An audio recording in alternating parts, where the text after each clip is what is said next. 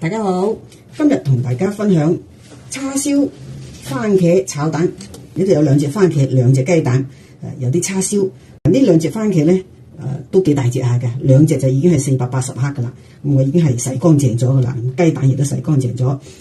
咁啊，少少嘅葱花，有啲蒜蓉、薑蓉。呢度有小半碗嘅清水，我哋放1茶匙嘅生粉落去，生粉水嚇，放一邊先。嗱，今日嘅番茄咧，我就用張刀嚟到批皮，就唔使用水啦嚇。咁有啲人煮番茄佢唔去皮嚇，咁我覺得去咗皮好啲，啲皮好韌嘅。好 OK 啦，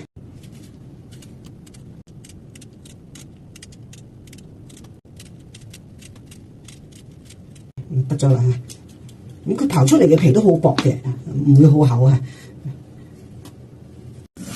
切咗佢，我哋將嗰個丁切咗佢嚇，同埋啲白色嘅心啊，去咗佢。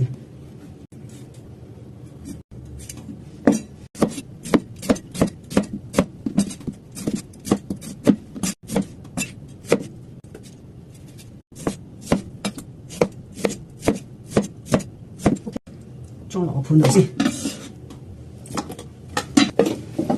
好，燒個鑊，我要放少少油落去。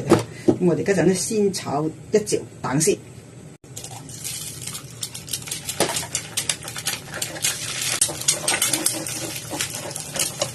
我哋放少少葱花落去。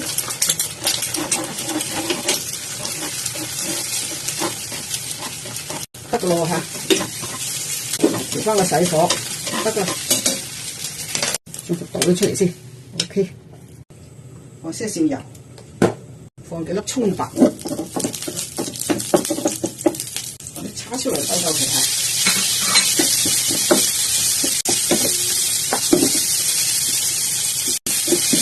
我兜幾下就得㗎啦，調翻個細火頭，少少葱粒落去。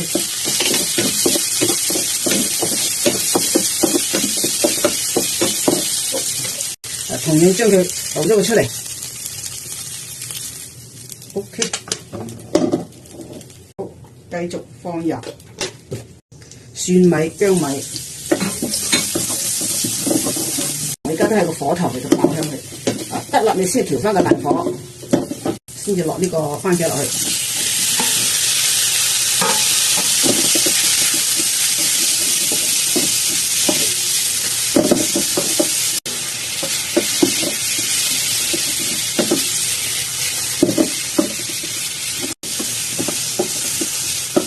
番茄咧水分好大嘅嚇，我哋就慢慢將佢炒到起沙，開大個火，就咁炒香下得噶啦。我哋咧冚翻個蓋煮下佢，調翻細少少火，冇咁猛嚇。2分鐘起晒沙啦，放少少魚露，咁冇魚露都放啲鹽落去得噶啦。跟住啲番茄去調味，些少個糖。我就唔放鹽啦，我覺得放咗魚露都 OK 嘅啦。我就先調啲生粉水入去先，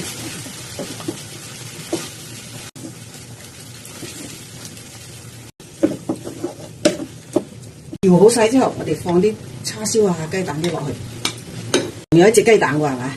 打埋落去，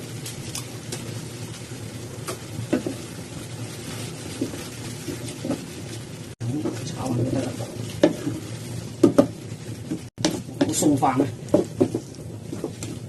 放埋呢啲葱落去，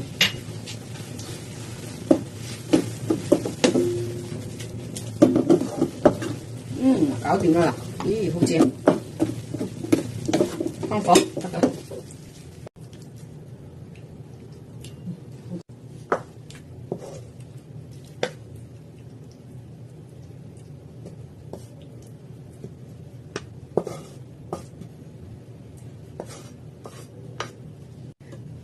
OK，